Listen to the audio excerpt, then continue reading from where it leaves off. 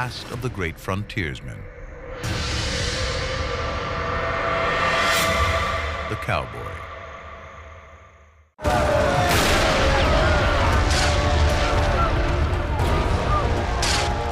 (1865). The Civil War leaves cities on the eastern seaboard stripped of resources. The country's booming population needs food. In Texas, over 6 million cattle roam wild. Worth $4 a head here, but back east, they're worth 40. By 1868, the railroad spreads from the east, crossing Kansas, but it hasn't reached Texas. There's still 1,000 miles of Wild West between the herds and the railroad. For that kind of cattle drive, America needs a new kind of hero. The cowboy. After the Civil War, 60% of the South's population lives in rural poverty.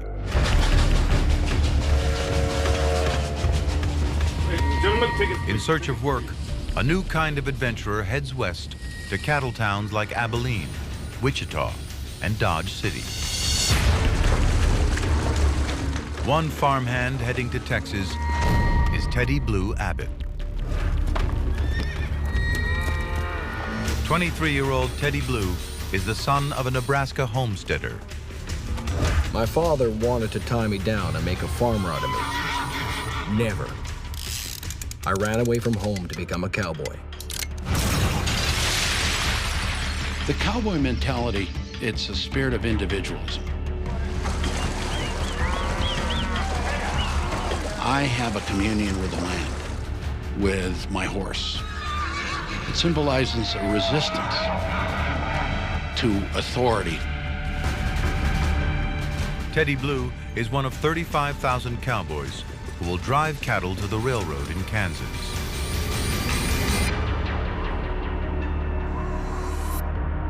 Standing in their way, 1,000 miles of untamed West, unforgiving terrain, and gangs of rustlers.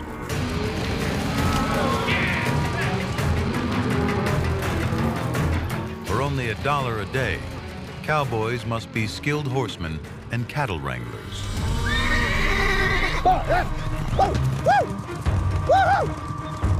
The lasso dates back to the ancient Egyptians. Mexican ranchers have been using them for centuries and passed their skills on to cowboys north of the border. Cattle brought over by the Spanish in 1493 have bred with settlers' cows from England, creating a new breed, the Texas Longhorn. After centuries roaming the plains, they're wild and easily spooked. Teddy Blue hears what every cowboy dreads: stampede.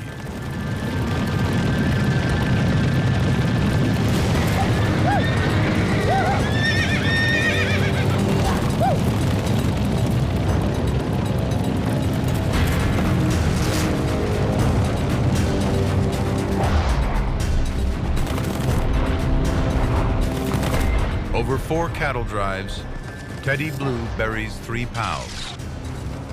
A tough job for tough men.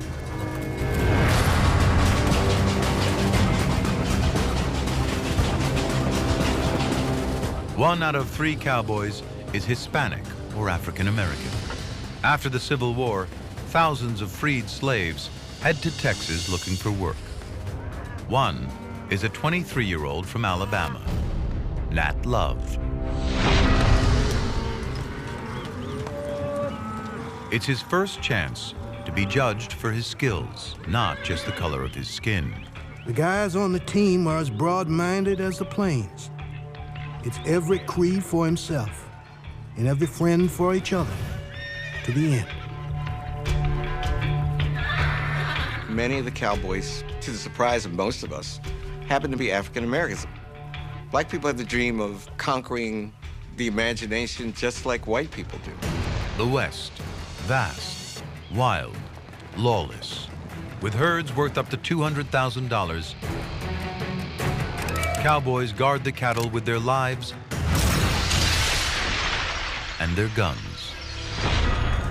Guns are a way of life in Texas, then and now. Even today, Texans own over 51 million firearms. It's very intrinsic to the American culture and the American identity. We always had a pistol or a rifle. And I think it's part of, don't try to tell me what to do. I'll fight off my enemies on my own. The cowboy's gun of choice, the Colt 45.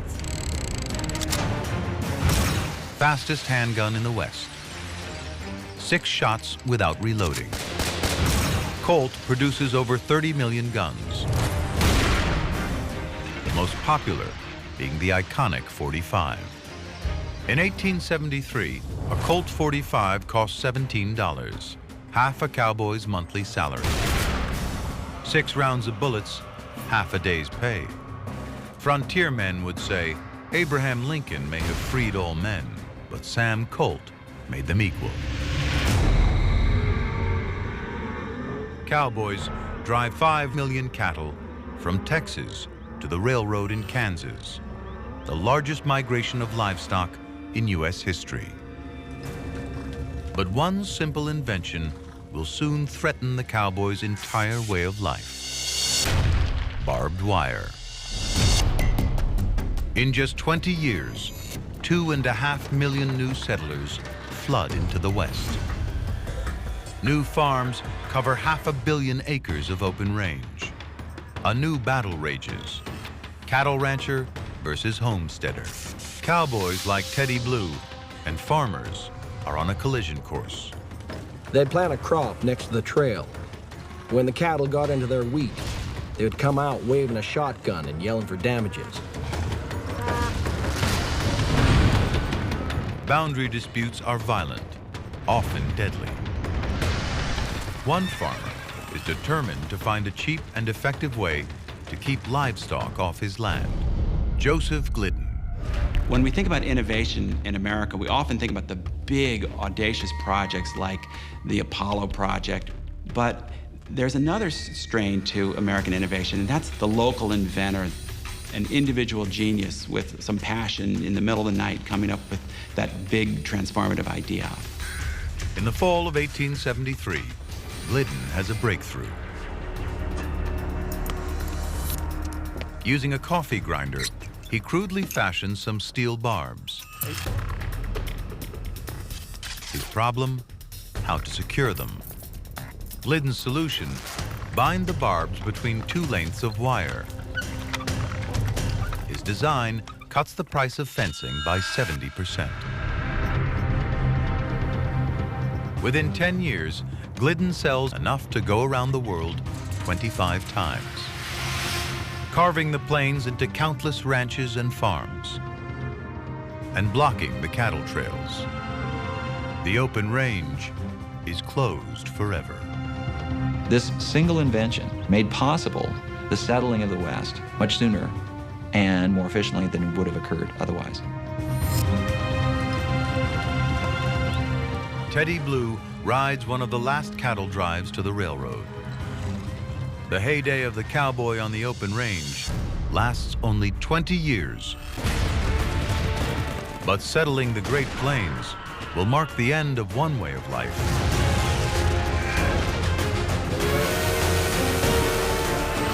and the birth of another.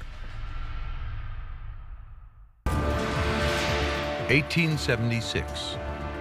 A century of government policies target Native Americans. 371 treaties to keep them separate, isolated, remote. Most of America's 300,000 tribespeople now live on government-assigned lands, reservations. But resistance is still fierce. I think probably the darkest spot in our history, for me at least, is what happened to the Native Americans. We came here and confiscated their homeland. I think we have a real sense now of what our part was in that. One that I would love to see redefined, rewritten. Across the Great Plains, the federal government acquires millions of acres of the Native Americans' traditional hunting ground to make way for the Iron Horse. The Sioux are forced deep into the Black Hills. As a young boy, Black Elk witnesses the coming of the railroad and the destruction of the buffalo herds. Now, age 12, he's about to be part of the Sioux Nation's last triumph. White men come in like a river. They told us that they wanted only a little land. But our people knew better.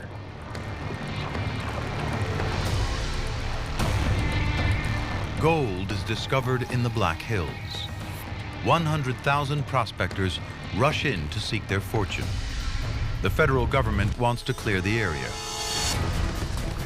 On a reconnaissance mission with the 7th Cavalry, Lieutenant Colonel George Custer stumbles across the Sioux camp near the Little Bighorn River. Custer makes a fateful decision.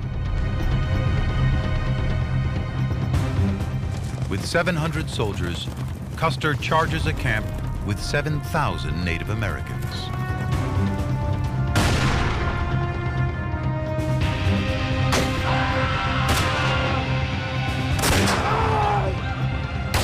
Within 3 hours, all the men in Custer's regiment are dead. The Sioux win the battle, but will lose the war.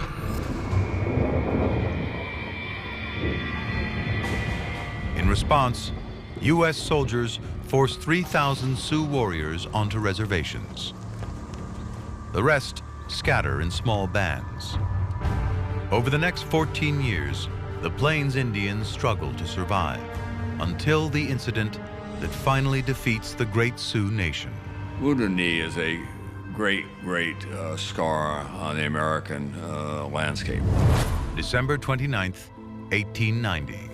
The last band of independent Sioux surrendered beside Wounded Knee Creek.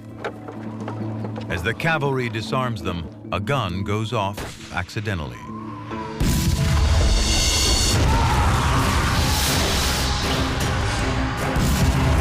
It triggers a massacre. Within minutes, over 200 Sioux warriors, women, and children are dead.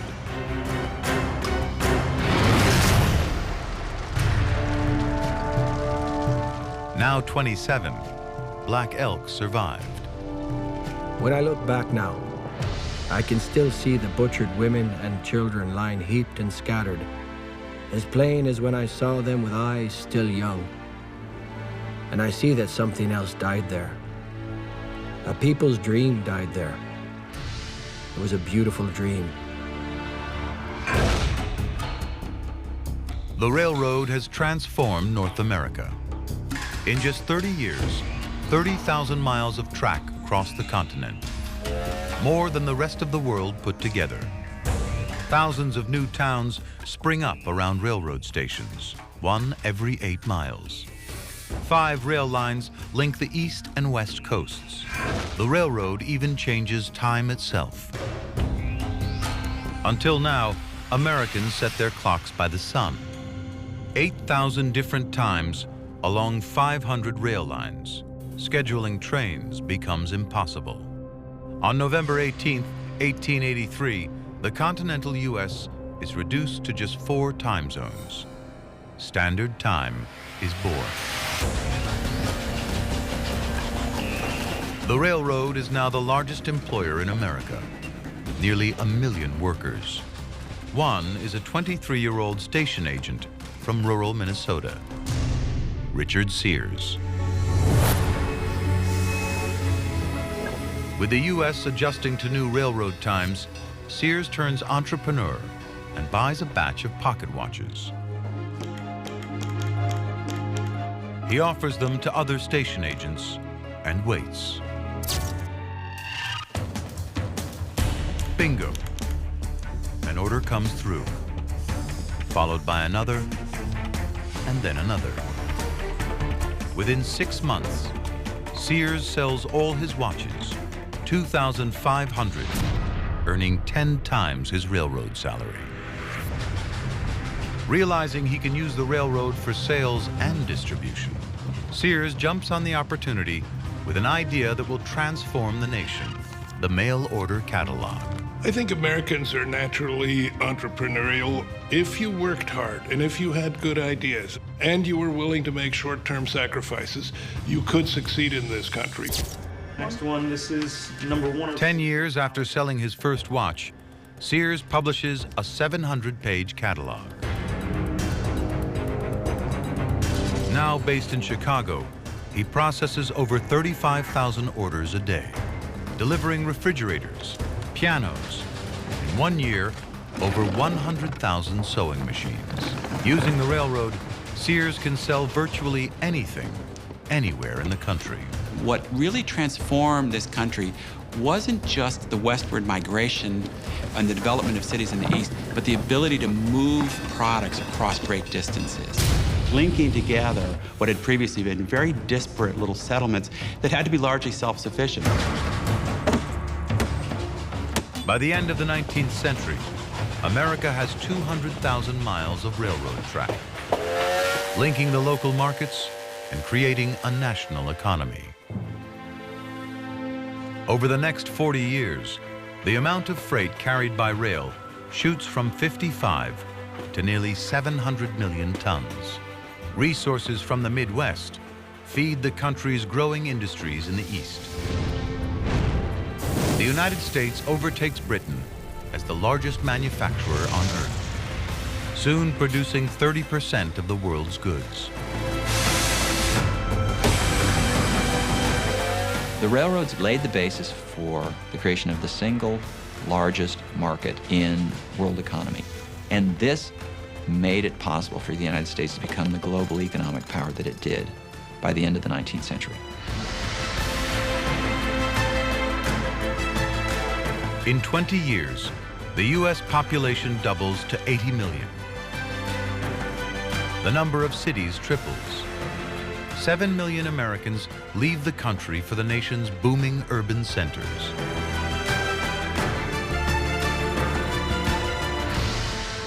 Where Buffalo once roamed, now rises the modern world.